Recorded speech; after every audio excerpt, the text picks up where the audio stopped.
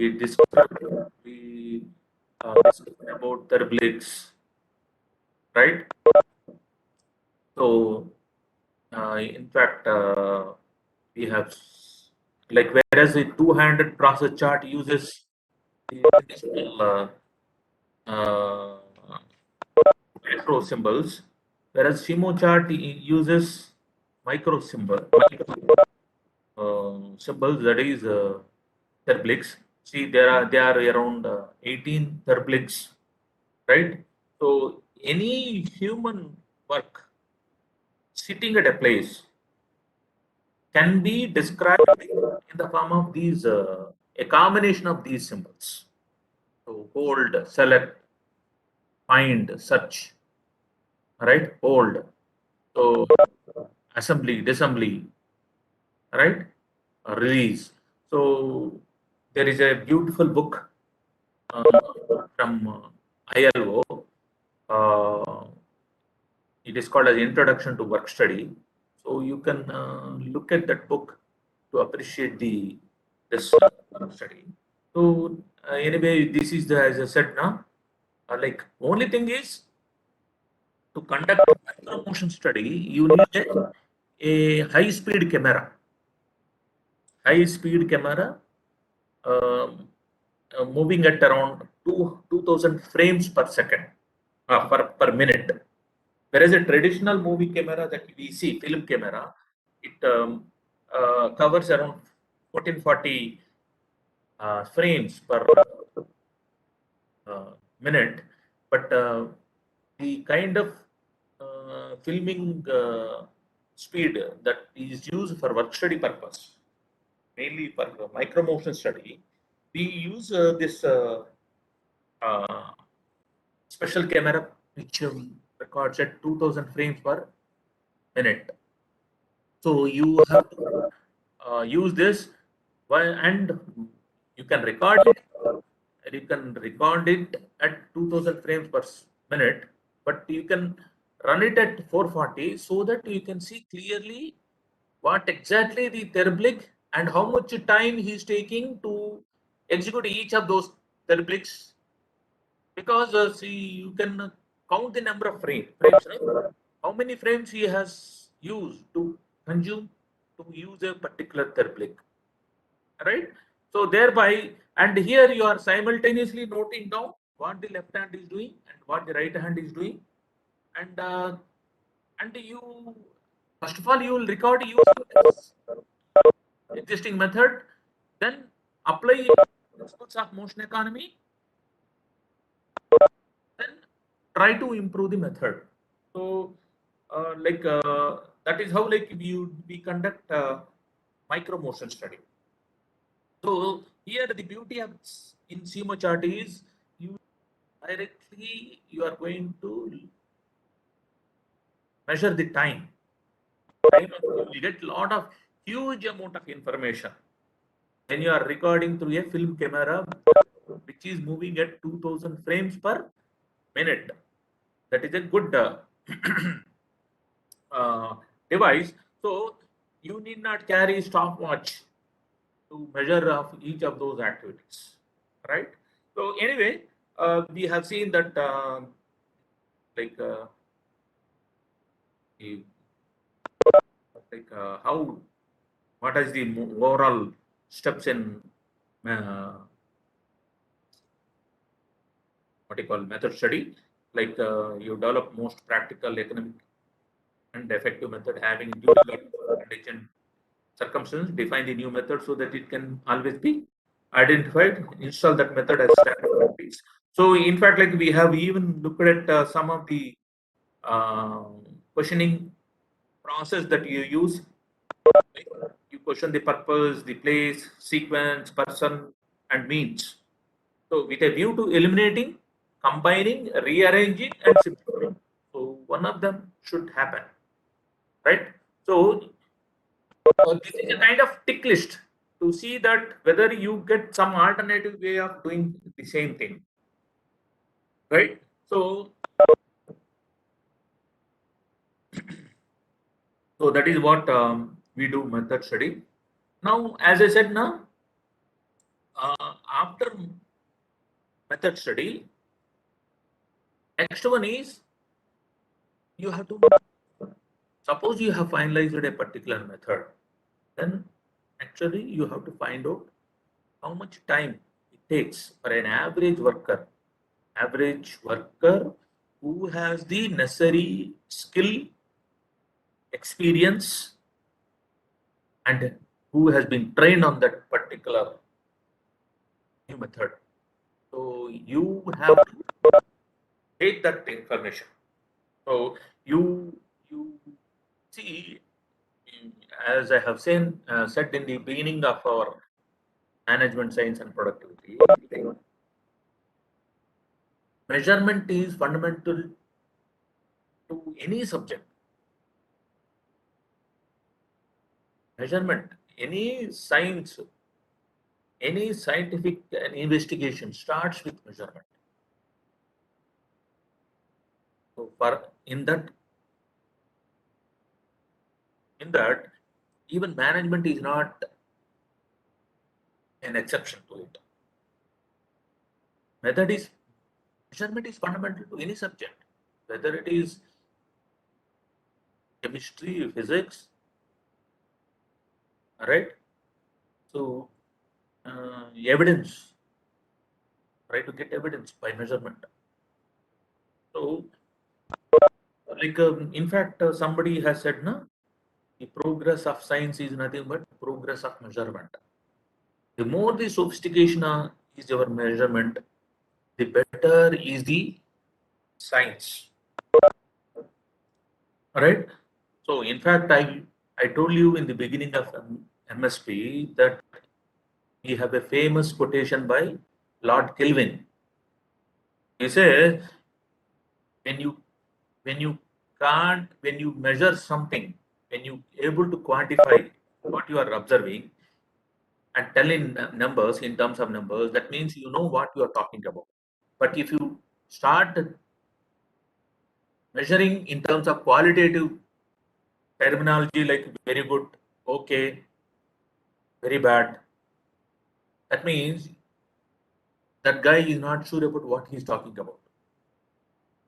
Measurement is fundamental to any subject, whether it is medicine or management, anything. Probably there is a bit of, but even in law also people say, like, what is your evidence?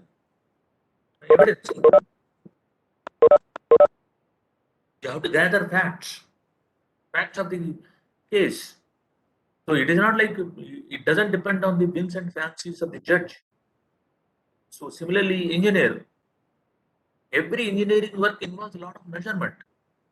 So here in management also, why we have given such a big title to Frederick Winslow Taylor is, that is, we have given him a title called Father of Scientific Management. So Father of Scientific Management, why we have given? Because he is the guy who successfully measured what is the fair day's work of a worker. And for that, he invented both the techniques of method study as well as work measurement. Right? So what he said is, first of all, ensure that you are using the best method. Right? And then he said, like, once you have selected the best method, then why we need time? Why we need time is, we have listed here. These these standards help us to schedule work, right? Right? So schedule work and allocate capacities to provide an objective basis for motivating workforce and measuring workers' performance. You know, some workers, like for example, in that Dutch worker, is a super performer in the Taylor's case, and then measuring worker performance to provide benchmarks for improvement. So you always compare. like how many average number of hours Toyota uses to assemble a car, which I will say with General Motors or Ford. Now the new headache has come in car, that is Tesla. So assembling Tesla motor is rather very simple now, because he uses simple batteries, and his prime mover is also very simple. The total number of parts that are needed to assemble a simple prime mover of Tesla motor is only 18 parts. That's why that guy is straight away giving lifetime warranty for his drive motor. Whereas, unfortunately, an IC engine with 4 cylinders consists of at least 1500 parts, right from washer, everything.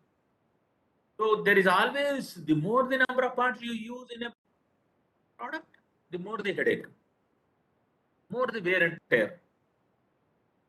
So there is a lot of difference in the labor hours needed to assemble a Tesla car and a conventional car. So to provide benchmarks for improvement, to bid new contracts. So whenever you have to bid a contract, like you want, you're you're applying for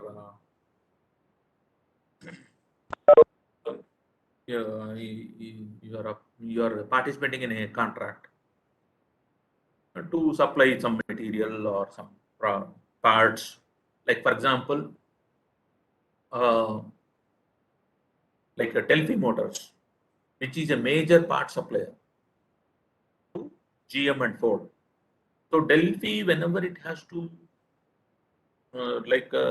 apply for contracts, first of all, it it should have an idea like how much each part will take, how many labor hours, how much total material that is required, what is the kind of overhead they have to take into account to quote. But the basic information is how much labor cost it costs to make a particular part. So for that, work measurement is fundamental. So work measurement, from work measurement you get all the other data. You can come motivate workers, say like this is the standard time. If you to do faster than this, you are eligible for bonus. If you are slow, then we are forced to think about what we should do with you. Either you transferring to neighboring department, or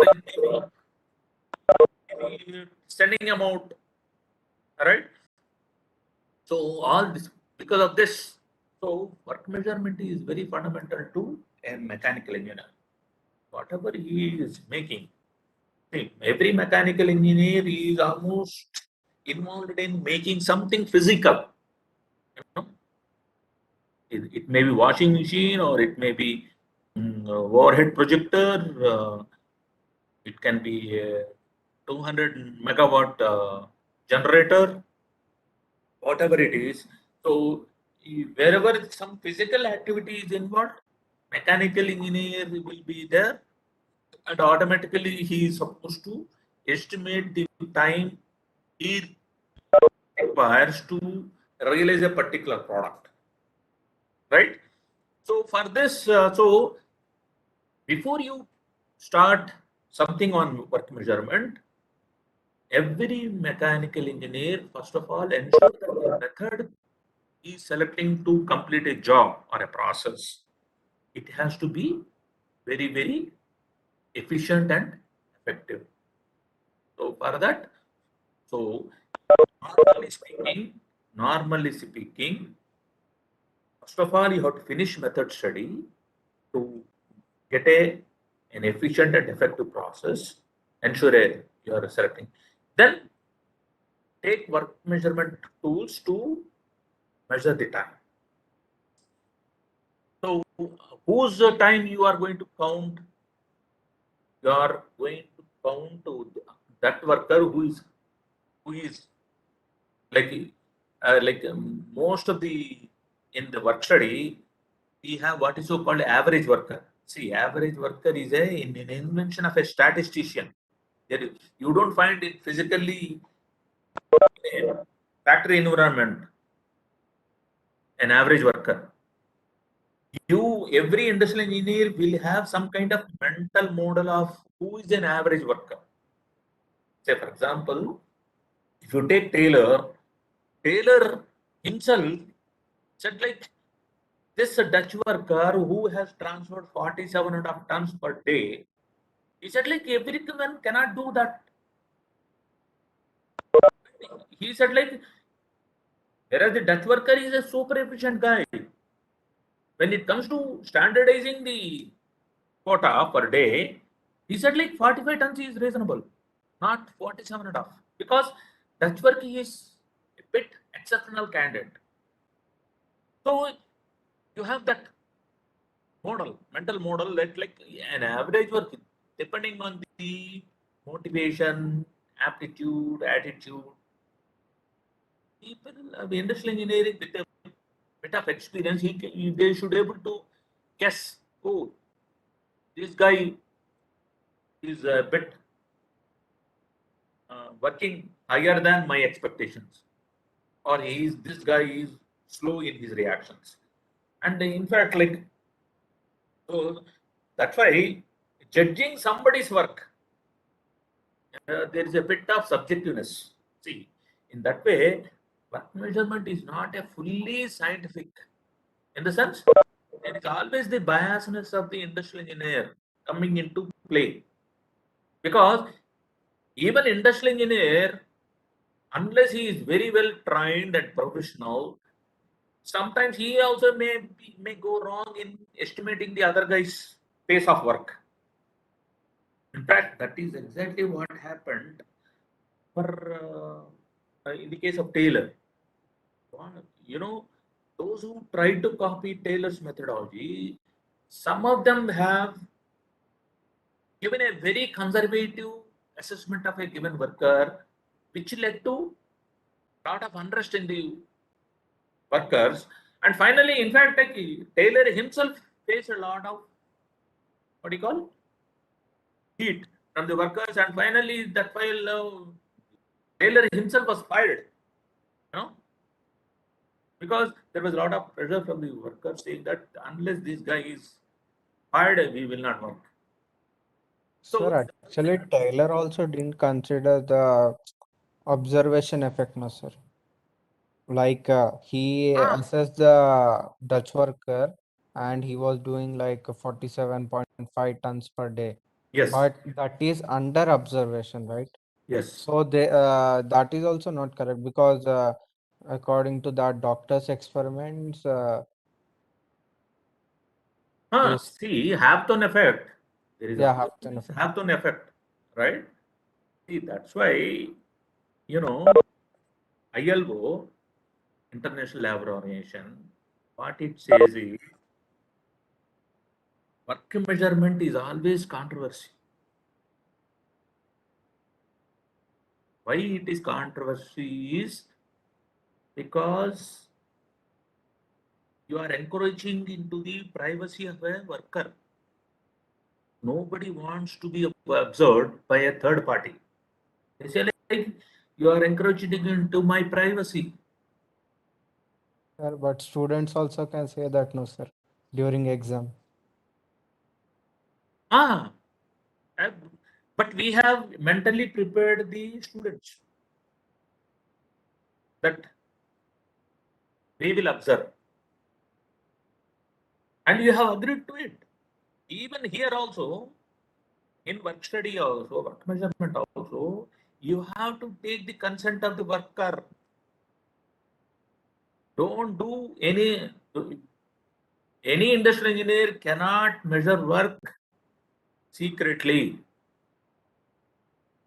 Otherwise, it will be a big failure. If you try to secretly put cameras and then try to observe whether the worker is working properly or not, then that is not going to work. Sir, but These Hafton experiments were done like that only, no? Like workers were No, not no, told, they no. were observed. Yeah. Here in Hapton experiments in bank wiring room, they don't want to. They just want to see the natural behavior of the worker. The goal is not to decide about standards, everything, or give some upadesha advice. No, it is just a passive observation. How people end up doing things differently from what the management was expecting.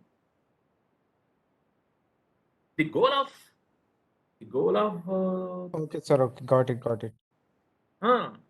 here we just want to see as a leaving alone the workers how they end up developing into primary groups, developing their own norms, right? The Yes, sir. objective here is they said like this Hapton experiment is the real nuisance value. So let us isolate that Hapton experiment. So let us observe in a natural state how workers are working, right? So in work, in fact, ILO, International Labour Organization, what it said is take up work sampling or work measurement as a method of last resort.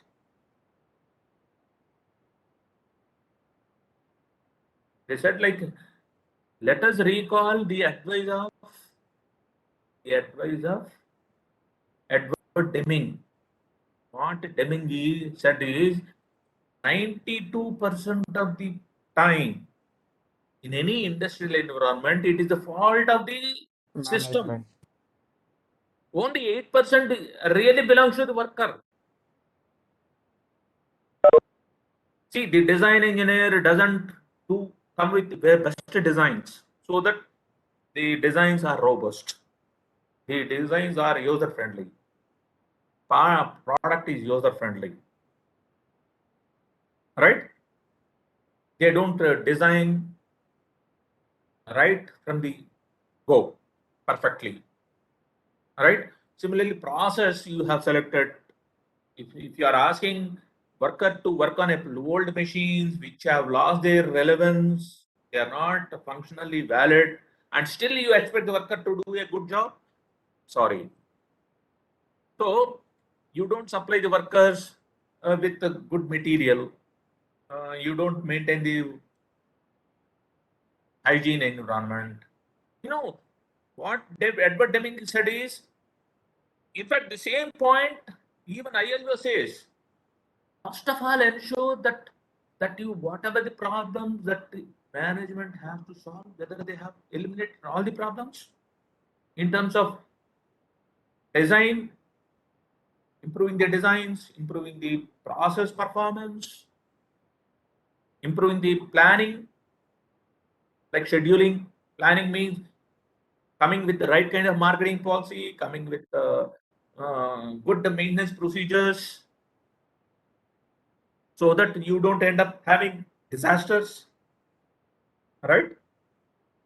So, in fact, if you diagnose the problem of Bhopal gas tragedy, for the sake of 200 rupees, they ended up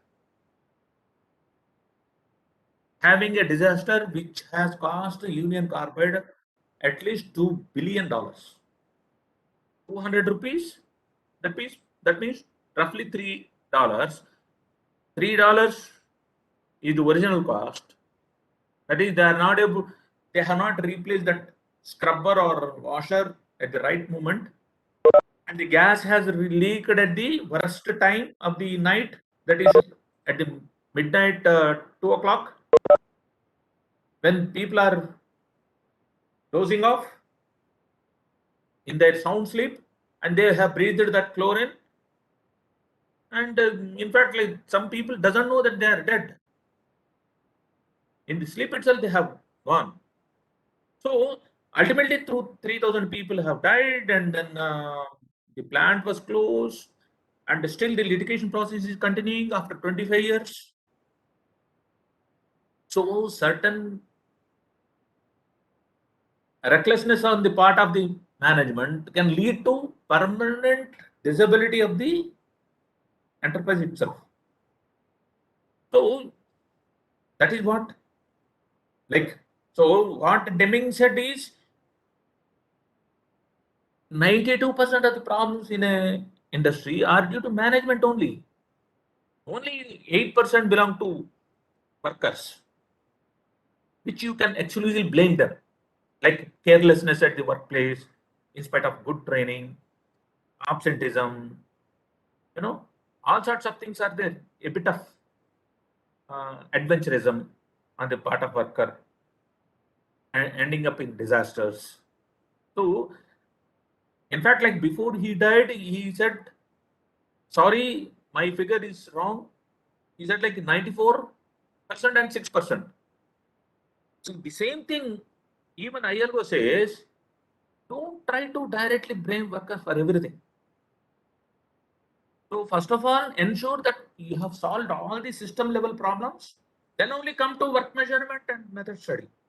Because all these work measurement techniques that we are discussing here, particularly work sampling and stopwatch time study, they are both techniques which where you try to encourage into the privacy of the worker, and which may not be a bit of liking to the worker. People doesn't want to be police, but still, when you have felt that a particular operation is acting as a bottleneck, and you have to resolve that bottleneck, then there is no other go but to conduct method study and work measurement, right? Particularly in a moving assembly line, if one workstation is acting as a bottleneck, you have to take it up as a priority and conduct work study to that to resolve that bottleneck. So there is no other go. So, but as I said, like we have discussed now, there should be economic considerations, technical considerations, and human considerations in taking up work study. So, work sampling or this work measurement, we are going to do it with the explicit knowledge of the worker. We are not going to do it secretly, right? So, if there is a resistance from the union about this, it is the job of the industrial engineer to convince the union like how this measurement will lead to a win-win situation. How it can improve the profitability of the plant itself so that they can survive in the competition. So some kind of free education of the unions is necessary in any work study what do you call effort, right? So out of see, normally work sampling, stopwatch studies, and predetermined time standards and then standard data. So we have four options of how to measure time. Say for example, if you take work sampling, for only work sampling, you need not have that condition of that you have to complete method study, then you have to take work measurement. Because normally work sampling is used generally for any generalized job where conducting method study is a waste of time. Say, for example, when we go for work sampling, now, say suppose you take a hotel, right? There is a receptionist. One day that receptionist comes to you saying that I'm sir, I'm overworked. I need an assistant or a second receptionist and a second telephone line so that I'm a bit relieved, right? To know that whether the request of receptionist is genuine or not, you can conduct work sampling to see that whether her complaint is genuine or not. whether she need any additional telephone lines and additional receptionists. So sometimes the complaint may not come from the receptionist, but some customer might complain you. Sir, whenever I make a call to your portal, it is always engaged. Why don't you go for another telephone line? So again, see, see why work sampling is necessary in that situation is because there is no, you can't measure time that should be allocated for each customer, because each customer, some customer may just to inquire about a room service and then he will close it, he will close the call. But some customers are very fussy kind of fussy guys. They have a lot of things to get clarified from the receptionist, right from what kind of bedding they expect in the room, and what kind of sanitizing protocol that they should follow. Certain customers are very demanding, so you cannot say like each customer, if to each customer the receptionist should make a call only for 2 minutes or 3 minutes. So when you don't have the standard method or standard time, then sampling is a good technique. Whereas stopwatch time study and predetermined time standards, standard data, for those things you need a method study. Most of the time we need a method study. Unless there is also exception in here, when you are in a job order production system. Suppose if you are in a job order production system, you automatically go for predetermined time standards and standard data. You will not even go for work sampling and stopwatch time study, because timing each and every step of the process is waste of time. Because in job order production system, you encounter a particular product only once, not repeated times. See, this work measurement is very crucial, particularly in mass production systems. Particularly stopwatch time study is good for mass production systems, because you day in and day out you produce thousands. So a shaving of 10 seconds or a minute in a process, in a cycle time, will result in a lot of time saving. Whereas in a job order production system, see, you are going to encounter each job is a customized job. So timing it is a waste of time. What you do Won't is, be useful for future. huh? It may not be useful for future. So it may not be useful for future. So what you do is, you can use predetermined time standards or standard data. That means ILO has a big database of time standards. You take that standard data and then try to estimate the total time of completing a particular job in the job order production system. So stopwatch time study is very good for mass production systems. Whenever you want to decide like particularly bottleneck workstations, so where every second is counts, or like or even in batch type of production system. So for job order, mainly we don't go for any stopwatch time study or work sampling. We go for predetermined time standards and standard data. Okay, so so now let us move on to the first technique, how we go about conducting work sampling. So work sampling, also known as uh,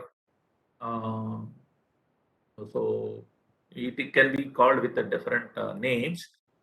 Also known as activity sampling, ratio delay study, random observation method, right? So it was invented by LHC Tibet in a textile manufacturing unit.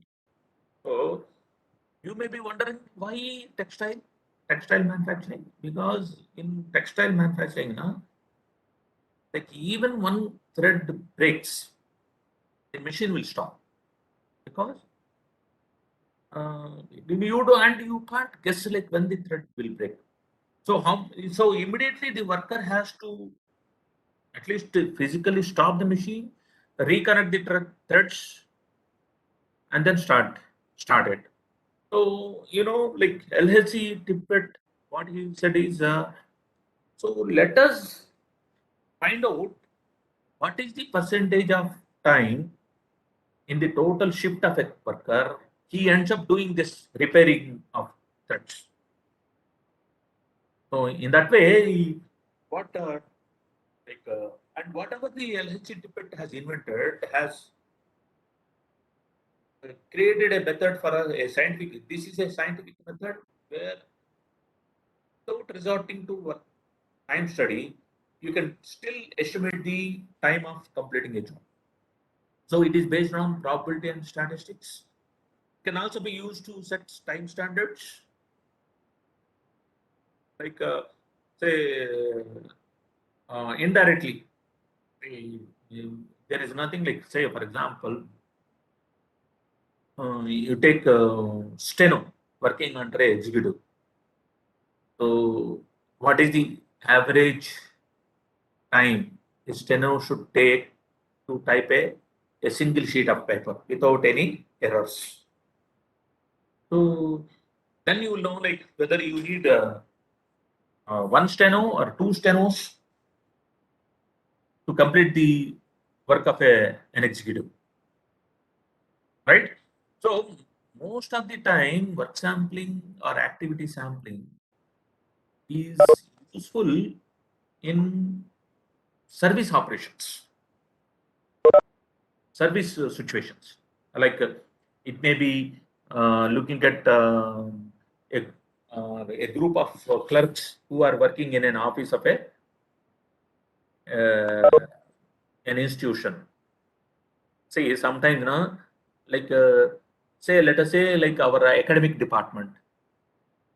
So some students they complain, sir, there is a lot of delay in the getting our transcripts or memos.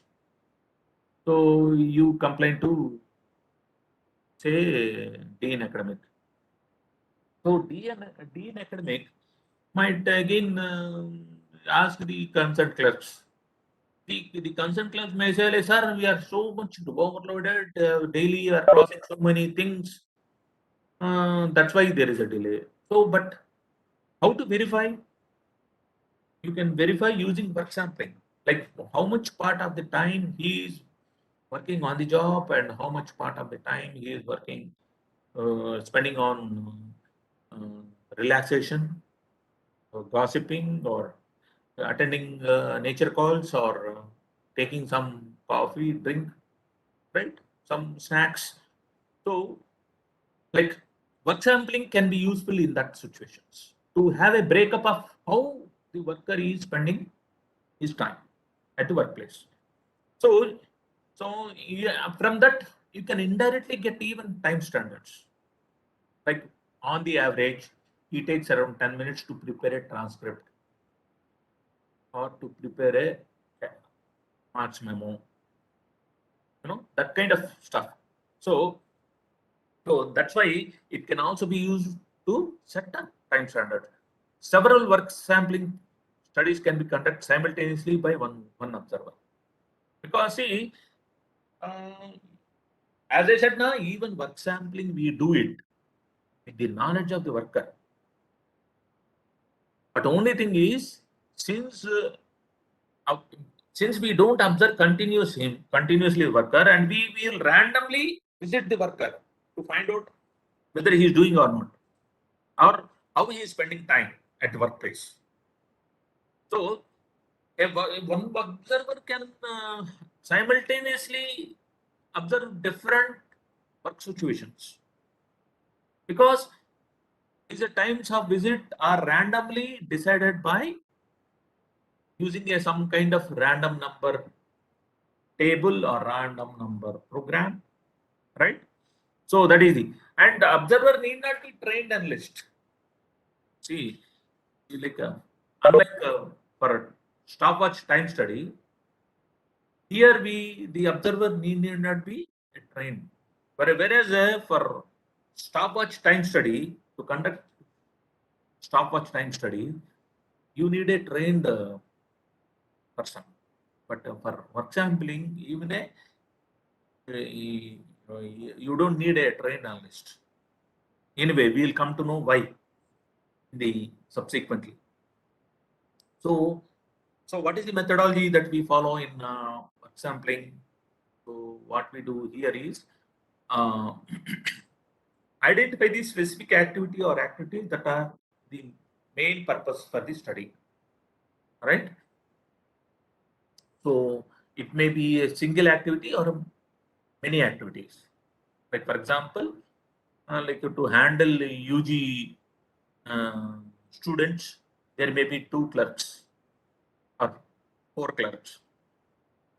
To handle PG students, the dean academic might have allocated only 1 clerk, whereas for PhD there is another clerk.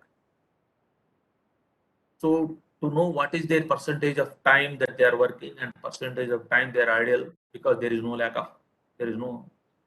lack of work, or they may be spending on some other things, right? So first of all, identify specific activity, right? And then estimate the proportion of time of the activity of interest to the total time. For this, a pilot study of 100 random observations of the activity may be taken, right? So what you do is you have to take some preliminary 100 observations. Like for example, it can be as simple as working, not working. So you randomly select 100 observations. That means suppose that means the here uh, the subject of that work, that activity, you should not able to guess your next time of your visit. That's why we said like random. So it is not that you every 10 minutes you go to that place and observe whether he is working or not, because there is a biasness there. What he will do, the worker, he knows pretty well that every 10 minutes this guy is coming, so he will keep himself busy during that time. So to reduce that biasness, either in the case of worker or the observer, you select a random point of observation. So if suppose your study starts at 9 o'clock in the morning and it ends up in say in the evening 5 o'clock, and it may go for even a week. Like you want to start your activity Monday 9 o'clock, and you want to finish up the entire work sampling by Friday evening 5 o'clock. So you have 480 minutes in each day into 5. So almost around say 2400, right? So 2400 minutes are there. Out of that, you select at 100 observations. Like what should be at what times you are going to visit. You have to select 100 observation times out of that 2400 minutes. So for that, you take some kind of computer program to randomly select that observation times. So on Monday, you may take the first observation at 9:10.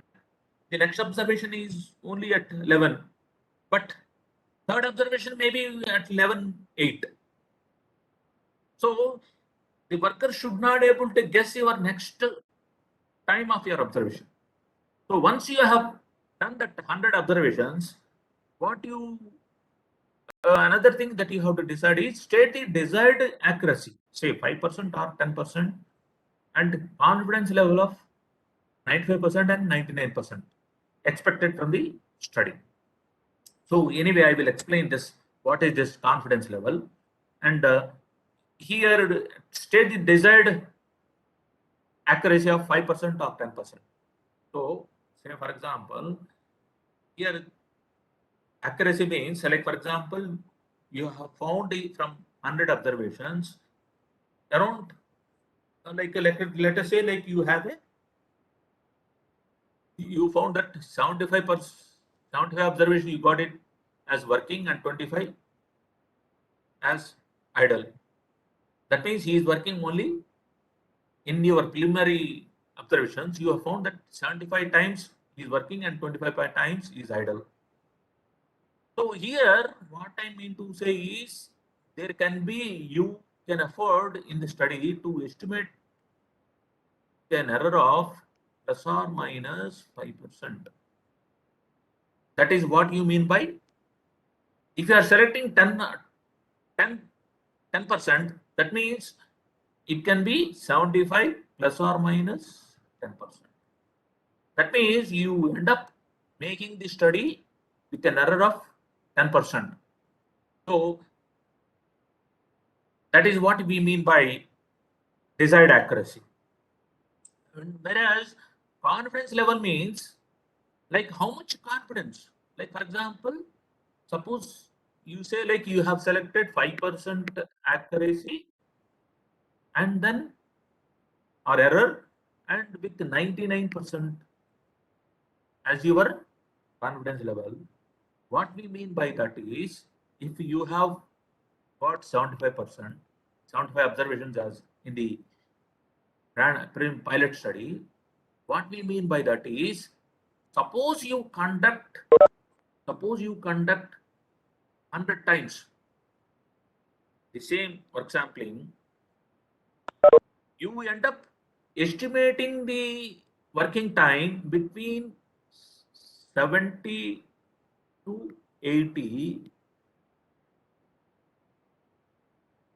out of 100 times you repeat the experiment.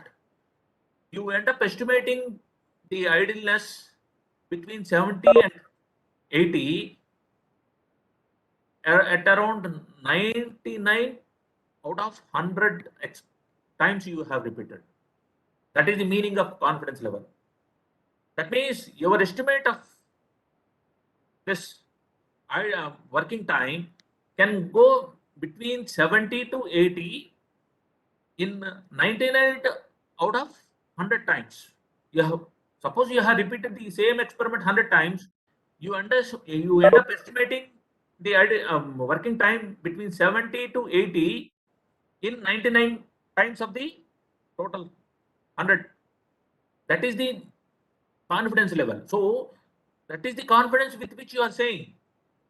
In any case, you end up between 70 to 80 because you can afford to have only 5% accuracy and 99% confidence level. So here we are seeing this. What do you Sir, hello. use this? Huh?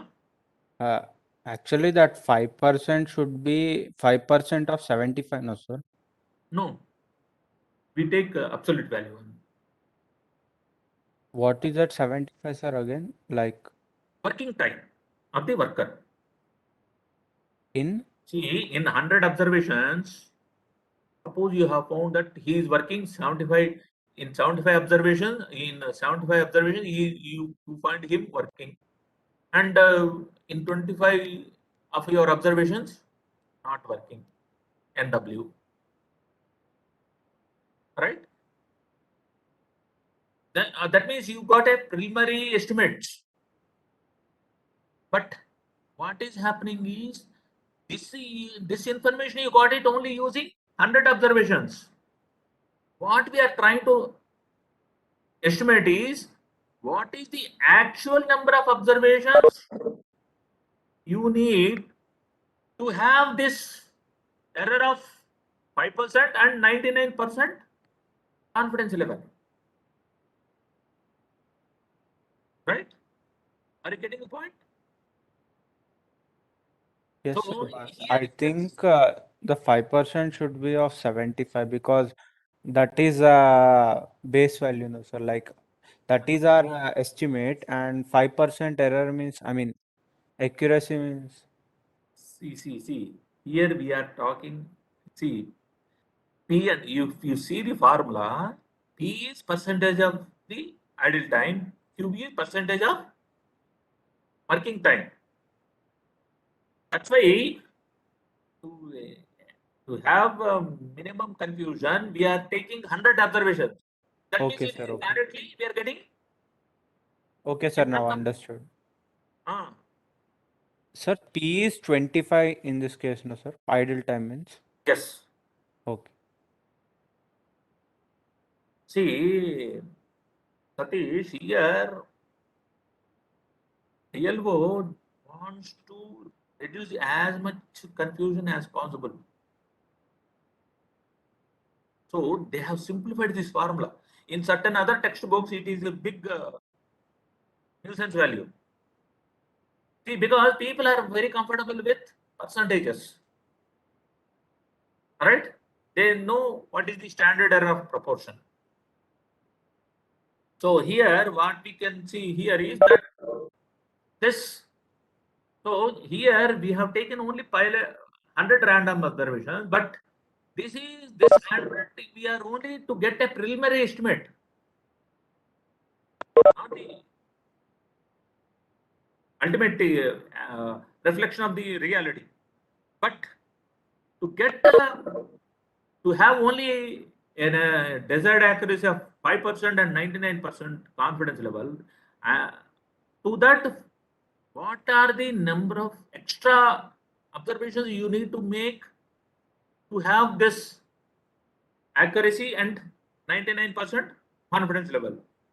So, so estimate the actual, see in the fourth point, you can see estimate the actual number of observations based on the above step, right? Take further readings on a tally sheet to estimate the actual proportion. So here in the next slide, you can see the, so you take a tally sheet, right? And then, so you take the tally sheet. So here he has taken 85 observations. Oh, 75. Anyway, like he got percentage like this. So this is a tally sheet, what we mean to say. So, but to simplify matters, I said like you better take 100 so that you get directly, you need to again calculate this percentage. Right? So now to give you an example of the problem. So, so here you can see this example.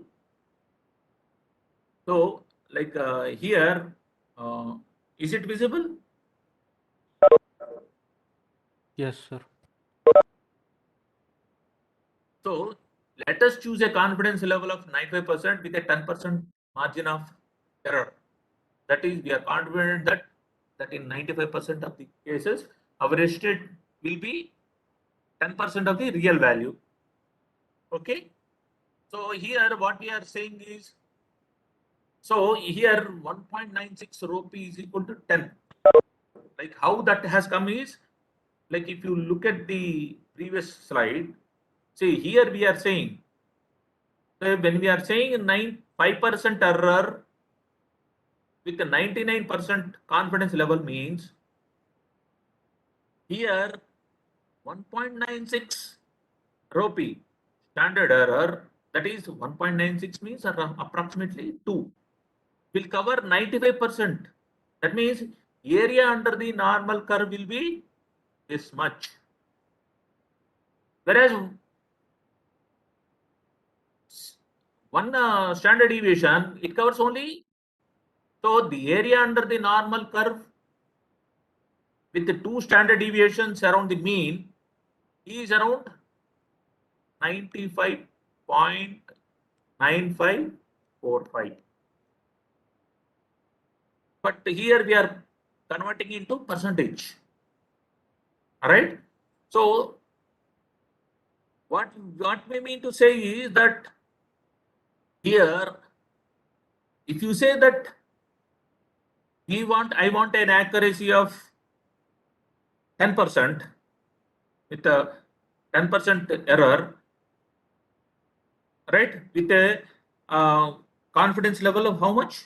he said like 95%. So 95% means it is 1.96 is equal to 10, or you can approximate it to equal it to 2. 1.96 you approximate it to 2. That is what he is done. Rho p standard error is 5%. Now you can substitute this rho p here to get the actual number of observations, because p is 25, q is 75 as we said before. So, but if you want to reduce the margin of error to 5% plus or minus 5%, then 2 rho p is equal to 5. So rho p is equal to 2.5. So you substitute here in the formula. So 2.5 is equal to root of 25 into 75 by n. So n is equal to 300.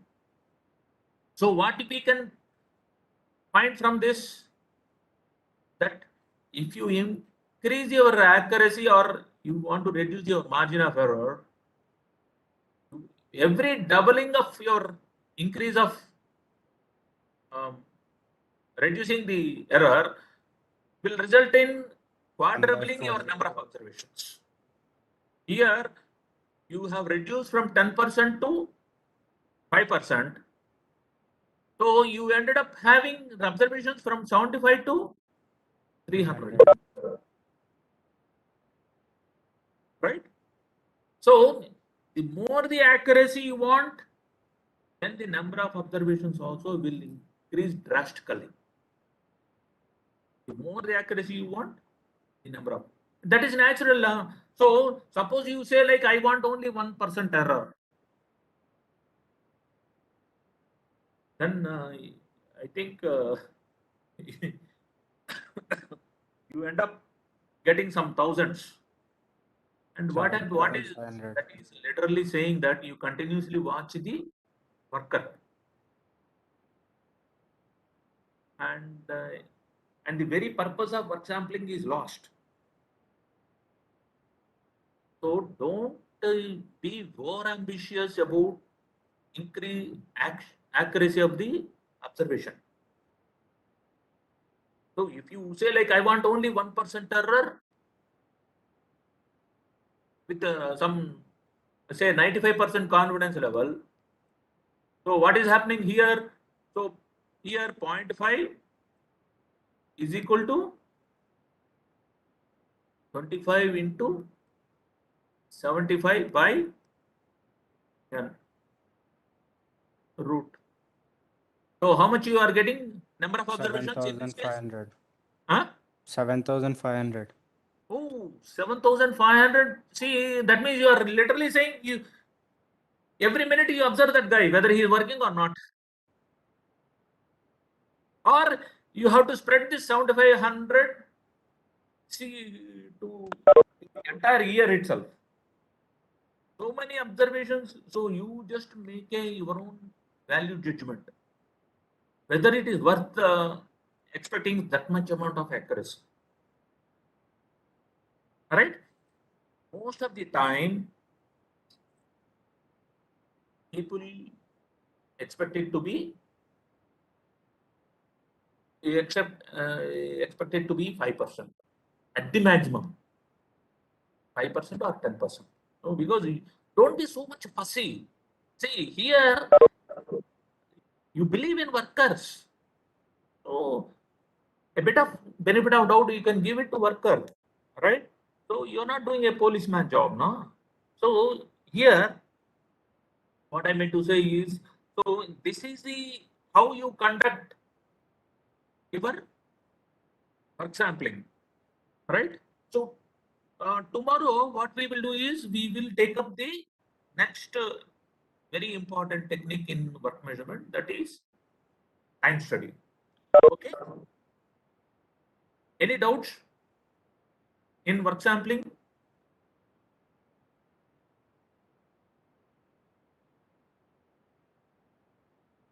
So anyway, you can look at work sampling problems that are there in the recommended books. Like if you have any doubts regarding work sampling, you can come back to me tomorrow. Okay. So shall I say Shall I call off this traction for today? Yes, sir. Okay then.